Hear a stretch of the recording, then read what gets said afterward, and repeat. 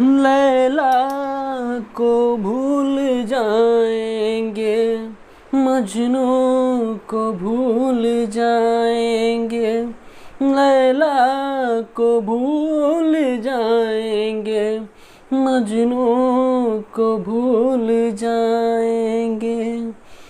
आने वाले प्रेमी, आने वाले प्रेमी, आने वाले प्रेमी अब कसमी हमारी खाएंगे, लैला को भूल जाएंगे, मजनू को भूल जाएंगे।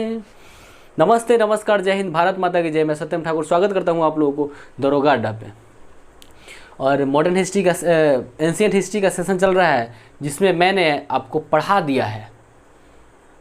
क्या पढ़ाया है वो मैं बाद में बताऊंगा। सबसे पहले इंपॉर्टेंट सूचना, आप लोग वैक्सीनेशन करवा ले, सुइया जाके ले लीजिए, टीका लगवा लीजिए, ताकि कोरोना से बचाव का एक ही उपाय है, सिर्फ वैक्सीनेशन, सिर्फ टीका और सिर्फ सुइया। आप ले लेंगे ताकि आपको निश्चित तौर पे आपको कहीं ना कहीं एक सुरक्षा कवच की तरह वो काम कर रहा है। आपको लेना चाहिए सभी लोगों को। हमारा तो कई दिन से सेट कर रहे हैं, बुके नहीं हो रहा है, जब भी खोलते हैं तब एकदम फुल हाउस फुल बता रहा है। पता नहीं कि कैसे किया जाएगा, क्या टाइमिंग है। बहुत लोग कहते हैं कि 6:30 बजे आप खोलिएगा, उस समय बुकिंग स्टार्ट होता है, लेकिन उस समय मैंने किया हो, लेकिन उस समय भी फुल सीट बताया है, हो नहीं पा रहा है। तो आप लोग ज़रूर लें। अफवाह में पढ़ने की ज़रूरत नहीं है, ठीक है ना। अफवाह में पढ़ने से फ़ायदा नहीं है। बहुत लोग का बहुत कुछ कहना है कि बुखार हो जा रहा है।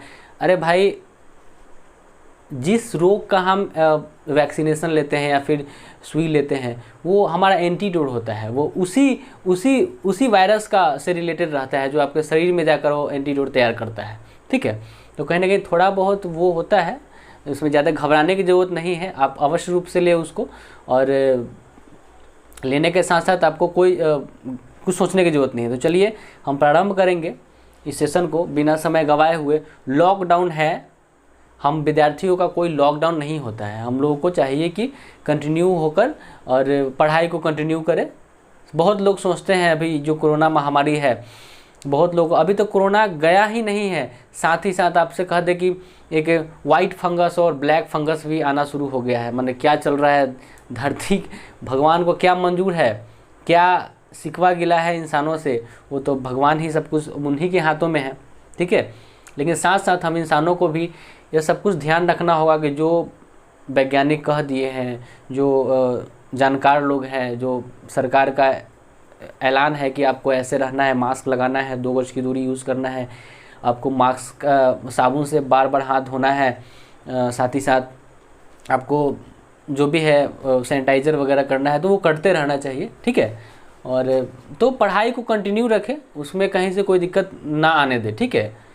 बहुत लोग सोचते हैं कि आने वाला समय क्या होगा, अब ज़िंदगी जी लेते हैं, पता नहीं क्या होगा नहीं होगा, इसे सोचना बंद कीजिए। 2012 में इसी तरह का हल्ला हुआ था, आप लोग को याद होगा कि 2012 में दुनिया का प्रलय हो जाएगा और कुछ नहीं बचेगा, ऐसा सुनने में आया था ना। लेकिन ऐसा तो कुछ हुआ नहीं। तो इन सब चीज़ों पर विशेष रूप से हम ध्यान देंगे, ठीक है ना, और कहीं ना कहीं फालतू बातों के चक्कर में नहीं पड़े। चलिए तो प्रारंभ करते हैं। पिछले वीडियो में मैंने आपको बताया है कि किस तरह मैंने सिंधु घाटी सभ्यता को बताया, मैंने प्राग ऐतिहासिक काल को बताया, आदि ऐतिहासिक काल को बताया, हमने वैदिक काल को पढ़ाया आपको। वैदिक काल में उत्तर वैदिक काल, ऋग वैदिक काल हमने बताया आपको, किस तरह से सब कुछ हुआ। अब हम आ जाए हैं महाजनपद में। इसके बाद हम बौद्ध धर्म को विशेष रूप से चर्चा करेंगे डिटेल्स में। अब हम बता दें वह आपको कि चाहे बीपीएससी पीटी हो, बिहार एसआई हो, यूपी एसआई हो, बिहार सचिवालय हो, बिहार एसएससी हो या फिर एसएससी हो, कोई भी जीके वाला प्रश्न जो आप ऑब्जेक्टिव एग्ज़ाम देने जाते हैं, तो आप यह मत भूलिएगा कि हमारे सेशन से देखने को आपको नहीं मिलेगा। यह नहीं सोचना है, अवश्य रूप से देखने। कोई भी प्लेटफॉर्म जिसको आप चुनते हैं, उसको अगर आप कंटिन्यू रहते हैं तो कहीं ना कहीं आपको लाभ देखने को मिलता है। और हम क्या पढ़ाते हैं उसका फीडबैक आप लोग नहीं देते हैं, तो उसके लिए हम ज़्यादा कुछ नहीं कहेंगे, लेकिन आप लोगों को सोचना चाहिए कि फीडबैक दे, ठीक है, ताकि हमको थोड़ा सा अच्छा लगेगा। चलिए फिर तो हम आज महाजनपद के बारे में चर्चा करेंगे। हमने उत्तर वैदिक काल में पढ़ाया आपको कि किस तरह लोहा, जैसे ही लोहा की खोज हुआ 1000 ईसा पूर्व के आसपास, और लोहा की खोज होने के साथ साथ जिस तरह से कृषि क्षेत्र से लेकर साम्राज्य से लेकर वर्ण व्यवस्था से लेकर समाज धर्म, राजनीतिक, आर्थिक जीवन सब में एक क्रांति छा गया। ठीक है, क्योंकि जब इंसान के पास पैसा जब आना शुरू होता है तो हर चीज़ हो जाता है। तो वही बात हुआ। तो लोहा ने बहुत कमाल किया। ठीक है, उत्तर वैदिक काल में जो उसका खोज हुआ था 1000 ईस्वी के आसपास।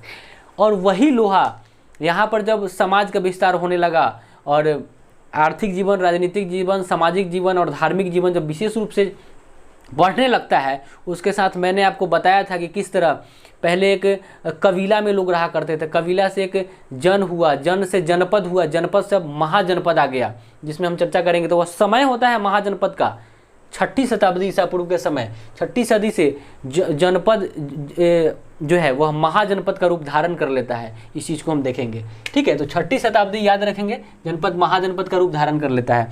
साथ ही साथ धार्मिक जीवन तो विकसित हुआ ही हुआ, लेकिन राजनीतिक जीवन भी काफ़ी विकसित हुआ। यह देखने को मिलता है महाजनपद में। यहाँ से अब हम देखेंगे क्या क्या हुआ था, इसका स्रोत क्या है, महाजनपद कहाँ से भेंटाया, कैसे जान गया कि महाजनपद है, किन्ने से मिल गया, इसका भी स्रोत है। स्रोत है बौद्ध धर्म, बौद्ध ग्रंथ और जैन ग्रंथ, ये सब उसका स्रोत है महाजनपद का। तो देखेंगे कि क्या मिला था यहाँ से। देखिए, तो स्रोत की बात करें तो बौद्ध धर्म का अंगुत्तर निकाय, यहाँ बौद्ध धर्म का जो अंगुत्तर निकाय है, यहाँ से 16 महाजनपद का जानकारी हमको देखने को मिलता है। साथ ही साथ जैन धर्म का जो भगवती सूत्र है, यहाँ से भी 16 महाजनपदों का जानकारी हमको देखने को मिलता है। ठीक है, और इसका अगर हम विस्तार की बात कर ले कि आखिर महाजनपद का विस्तार था कैसे, कहाँ से कहाँ तक था, तो मूल रूप से लोहा के कारण भी हर चीज़ हो गया। आपका हथियार भी, जो अस्त्र शस्त्र था वो आया, उसके बाद बहुत जगह बहुत राजा महाराजा उसका होने लगे। साथ ही साथ एक दूसरे से युद्ध करके और उसका क्षेत्र को हथियाने का काम हुआ। ठीक है, क्षेत्र को छीनने का काम प्रारंभ हुआ। ठीक है ना। तो विस्तार की बात करें तो उत्तर भारत और मध्य भारत, उत्तर भारत, मध्य भारत मुख्य रूप से वह जगह था जिसमें बिहार, यूपी, मध्य प्रदेश और राजस्थान आते हैं। ठीक है, तो विस्तार की बात कर ले अगर हम महाजनपद का, तो वह उत्तर भारत और मध्य भारत, जिसमें बिहार, यूपी, मध्य प्रदेश और राजस्थान सम्मिलित है मूल रूप से। ठीक है, उसके बाद हम आपको बताते चले कि महाजनपद का जो काल था वो काफ़ी संघर्ष का काल रहा। बहुत लोगों को इसमें संघर्ष करना पड़ा। संघर्ष करते करते जब इसमें बहुत धर्म के लोग, बहुत इसमें जो लोग थे वो आगे बढ़ते गए, अलग अलग धर्म संप्रदाय के लोग आगे बढ़ते गए। उसी धर्म में से एक इसका उत्कर्ष होता है, उद्भव होता है, एक काफ़ी आगे निकला हुआ जो साम्राज्य था वो मगध साम्राज्य का उत्कर्ष होता है, जो आपको 16 महाजनपदों में सबसे इम्पोर्टेंट, सबसे संघर्ष करते हुए और आगे निकलने का काम किया है मगध साम्राज्य। तो मगध साम्राज्य के बारे में हम अधिक रूप से वो करेंगे, जानकारी प्राप्त करेंगे। ठीक है, तो और साथ ही साथ अधिकांश जो था वह राजतंत्र था। महाजनपद की अगर बात करें तो राजा महाराजा हुआ करते थे, और राजा महाराजा के साथ साथ अधिकांश रूप से राजा महाराजा ही थे। और जनतंत्र बहुत कम था, बहुत कम क्षेत्रों में देखने को मिलता था। बहुत सारे जनपद में था लेकिन बहुत कम। जनतंत्र का मतलब एक संघ होता है। ठीक है, एक संघ के द्वारा शासन करना। जन का मतलब एक संघ होता है, एक समूह, जैसे कि कबीला हमने बताया था पिछले वीडियो में कि कबीला बनाकर लोग शासन करते थे। राजा का कोई इंपॉर्टेंस नहीं था, कोई महत्व नहीं था, तो वो था। तो महाजनपद में आने के बाद मूल रूप से जो शासन होने लगता है उस पर अधिकांश राजतंत्र हो जाता है। ठीक है, कहीं कहीं जनतंत्र भी था। ठीक है, अब हम बात करेंगे कौन कौन सा जगह में 16 गो महाजनपद है, तो 16 महाजनपद कहाँ कहाँ था इसके बारे में जानेंगे। ठीक है, और उसका क्या स्थिति था उसके बारे में। देखिए, बिहार की बात करें तो बिहार में 3 गो महाजनपद था। बिहार में कितना महाजनपद? 3 गो रहे। ठीक है, सबसे पहला मगध, सबसे पहले हम आते हैं मगध में। तो मगध में आता है, मगध क्षेत्र अभी वर्तमान में दक्षिण भारत का क्षेत्र अगर हम देख ले, पटना गया का क्षेत्र जो है वो बिहार का जो है वर्तमान में मगध क्षेत्र आता है। तो दक्षिण में पटना गया है, वर्तमान में पटना जो है गया का क्षेत्र है। ठीक है, और उस समय मगध की जो राजधानी था वह राजगिरी था। याद रखेंगे। तो बिहार में 3 गो जनपद, क्या गो? 3 गो। पहलुका महाजनपद बता दिए, राजधानी कहाँ? राजधानी हमने बताया राजगीर। और साथ ही साथ कौन सा क्षेत्र था? दक्षिण बिहार का क्षेत्र, जिसमें पटना और गया आते हैं। ठीक है, हम आपको बता दें मगध काफ़ी 16 महाजनपद में सबसे आगे निकला, इसलिए क्योंकि इसमें क्या था कि हर्यंग वंश और मौर्य वंश ये सब इसमें आके मिल जाता है। मिलने के बाद यह मौर्य वंश तो आपको पता ही है कितना शक्तिशाली होता था। तो मौर्य वंश के साथ साथ यह इतना इम्पोर्टेंट हो गया और इतना मतलब कि काफ़ी मजबूत जनपद जो है वह मगध देखा जाता है। किसके मिलने से? हर्यंग वंश और मौर्य वंश को मिलने से। ठीक है, बिहार का मगध हो गया। आते हैं दूसरा जनपद जिसका नाम था अंग। अंग में क्या था? इसकी राजधानी जान ले, वो चंपा था। अंग की राजधानी चंपा, अंग की राजधानी चंपा। अंग किसका जनपद था? तब बिहार का दूसरा जनपद था। यह अगर वर्तमान की बात करें तो भागलपुर और मुंगेर का क्षेत्र अभी जो है वो अंग का क्षेत्र था, जो कहीं ना कहीं इसका राजधानी चंपा देखने को मिलता है। ठीक है, तीसरा में आते हैं। तीसरा है वज्जी। तीसरा है वज्जी, इसकी राजधानी वैशाली था। तीसरा क्या है? तीसरा है वज्जी, जिसकी राजधानी वैशाली है। वर्तमान की बात करें, वैशाली तो सभी लोग जानते ही हैं। तो वर्तमान की बात करें तो उत्तर बिहार तिरहुत क्षेत्र, जिसमें मिथिला क्षेत्र आते हैं। वर्तमान की बात करें तो उत्तर बिहार, अभी हम लोग कहने का मतलब कि जो मुजफ्फरपुर के लोग हैं या फिर वैशाली के हैं, मिथिला के क्षेत्र, ये सब उत्तर बिहार में आते हैं। तो उत्तर बिहार का क्षेत्र जो मिथिला क्षेत्र था, ठीक है, जिसको तिरहुत क्षेत्र भी हम कहते हैं, तिरहुत कमिश्नरी। ठीक है, तो अब वज्जी में जो है, वज्जी में भी यह देखा गया कि अकेले नहीं था। वज्जी में 8 गो छोटा मोटा जनपद था। ठीक है, वज्जी में कितना जनपद? वज्जी में 8 गो छोटा मोटा जनपद था। ठीक है, साथ ही साथ बता दें कि विश्व का पहला गणतंत्र वैशाली। आप कभी कभी जाते हैं रोड पे तो आप देखते हैं कि रोड पे NH नेशनल हाईवे में लिखा रहता है कि विश्व का पहला गणतंत्र वैशाली में आपका स्वागत है। तो यह विश्व का पहला गणतंत्र इसी वज्जी जनपद में देखने को मिलता है। ठीक है, साथ ही साथ लिच्छवी है, तो लिच्छवी की राजधानी वैशाली थी। तो देख लीजिए, वज्जी की राजधानी भी वैशाली और लिच्छवी की कैपिटल भी राजधानी भी वैशाली ही थी। ठीक है, तो हमने आपको बताया कि बिहार में तीनों महाजनपद किस प्रकार प्रभावी हुए, किस प्रकार उनका वो हुआ, उत्कर्ष हुआ, मैंने बताया आपको। अब आते हैं उत्तर प्रदेश। 3 गो हो गया, 8 गो इधर, 11 गो पूर जाएगा। देखिए 8 गो उत्तर प्रदेश में था, 8 जनपद उत्तर प्रदेश में। तो देखिए काशी, उसका राजधानी वाराणसी। क्लियर हो गया? सिर्फ जो इम्पोर्टेंट है, जहाँ केवल राजधानी जानना है वहाँ केवल राजधानी ही जानेंगे, क्योंकि ये इतना इंपॉर्टेंट नहीं था। मगध था बड़ा, हमने बताया मगध सबसे बड़ा था, इसके बारे में मैंने विस्तृत चर्चा किया। अब यहाँ बोलिएगा कि सर एक ही को बता के छोड़ दिए, उतना इंपॉर्टेंट नहीं है। आम खाने से मतलब रखे, गुठली गिनने से नहीं। ठीक है, तो काशी की बात करें तो वो वाराणसी हो गया। काशी की राजधानी वाराणसी। काशी किस महाजनपद में था? तो यूपी महाजनपद में। ठीक है, तो कहने का मतलब है, तो काशी हो गया, वाराणसी राजधानी हो गया। कोसल की राजधानी हो गया श्रावस्ती और साकेत। तो देखिए कोसल की 2 गो राजधानी था, श्रावस्ती और साकेत। कोसल की कै गो राजधानी? 2 गो, श्रावस्ती और साकेत। तो श्रावस्ती था दक्षिणी राजधानी और साकेत था उत्तरी राजधानी। क्लियर? कोसल 2 भागों में बटा था, उत्तरी और दक्षिणी। तो उत्तरी वाला का था श्रावस्ती, दक्षिणी वाला का श्रावस्ती और उत्तरी वाला का वो साकेत था। ठीक है, इसको याद रखेंगे। अगर हम वर्तमान की बात करें तो श्रावस्ती और साकेत है कहाँ, कोना जगह पर है। तो इस श्रावस्ती और साकेत जो है वो वर्तमान में उत्तर प्रदेश का फैजाबाद जो है वह है, फैजाबाद जगह है। ठीक है, तो इसको याद रखेंगे। तो कोसल जो है की राजधानी श्रावस्ती और साकेत, और वर्तमान में राजधानी कहाँ, वो आपका हो गया फैजाबाद। अब आते हैं मल, जिसकी राजधानी कुशीनगर। ठीक है, और कुशीनगर में आपको बहुत आगे हम बताएंगे कि किस प्रकार कुशीनगर में महात्मा बुद्ध की मृत्यु, जिसको महापरिनिर्वाण कहा गया, वह कुशीनगर में ही हुआ था। तो मल की राजधानी कुशीनगर। क्लियर? अब देखिए, अब ये कुशीनगर है कहाँ? तो उत्तर प्रदेश का एक देवरिया जगह है, देवरिया जिला है। तो उत्तर प्रदेश का देवरिया जिला जो है वह कुशीनगर अभी वर्तमान में है। ठीक है, अब हम बात कर ले वत्स का। देखिए वत्स जो है यह, इसकी राजधानी कौशाम्बी। वत्स की राजधानी कहाँ? कौशाम्बी है। ठीक है, इतना इंपॉर्टेंट नहीं है, सिर्फ राजधानी याद रखेंगे, प्रश्न सीधे पूछ दिया जाता है। इस बार बीपीएससी में भी यह पूछा गया था इसमें से प्रश्न, इसलिए इसको आप इग्नोर ना करें और बारीकी से देखें। 1-2 बार हो सके तो 2-3 बार देख ले ताकि आपको क्लियर हो जाए। नोट्स बना ले, कलम कॉपी लेकर बैठे ताकि आपको दिक्कत ना हो। कुरु, इसकी राजधानी इंद्रप्रस्थ था। देखिए कुरु इंद्रप्रस्थ, तो इंद्रप्रस्थ जो है वर्तमान की बात करें तो वह दिल्ली क्षेत्र है। कुरु की अगर हम बात करें तो वर्तमान में वह दिल्ली क्षेत्र है। ठीक है, लेकिन कुरु कौन कुरु? वही महाभारत वाला कुरुक्षेत्र जिसमें युद्ध हुआ था, वही कुरु की चर्चा यहाँ पर है। तो इंद्रप्रस्थ जो है वह कुरु की राजधानी इंद्रप्रस्थ, जो वर्तमान में क्या है, नई दिल्ली है, दिल्ली का क्षेत्र। तो उत्तर प्रदेश का 5 गो हो गया। आइए छठा देखते हैं, पांचाल। पांचाल का राजधानी अहिछत्र। पांचाल था जिसका राजधानी अहिछत्र, पांचाल की राजधानी अहिछत्र। अब आते हैं सुरसेन जिसका राजधानी मथुरा। सुरसेन जिसका राजधानी मथुरा।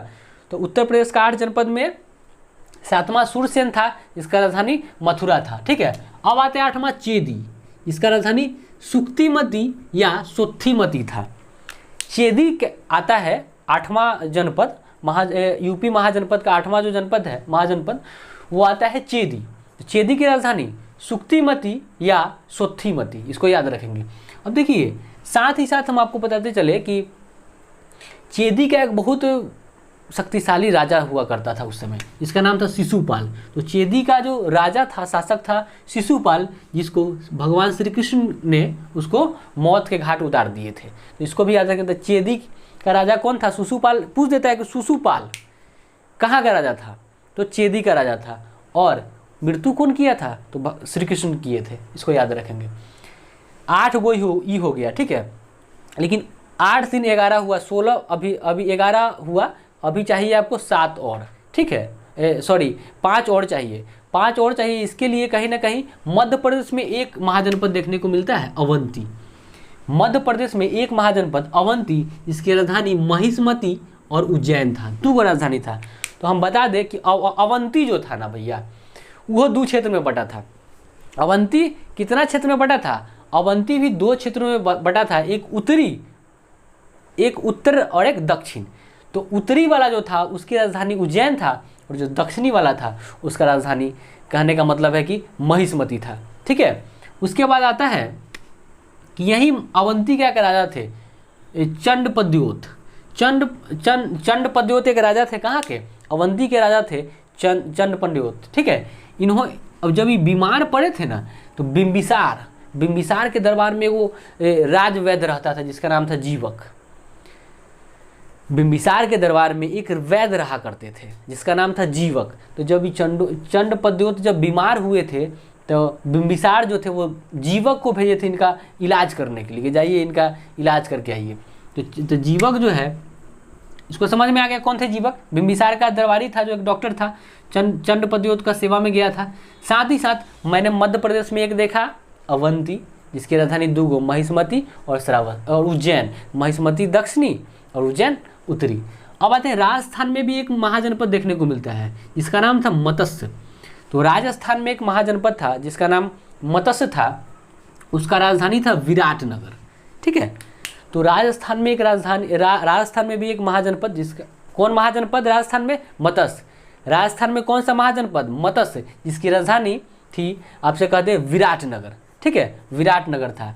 साथ ही साथ दक्षिण भारत में भी एक महाजनपद देखने को मिलता है। तो दक्षिण भारत की बात कर ले तो असमक।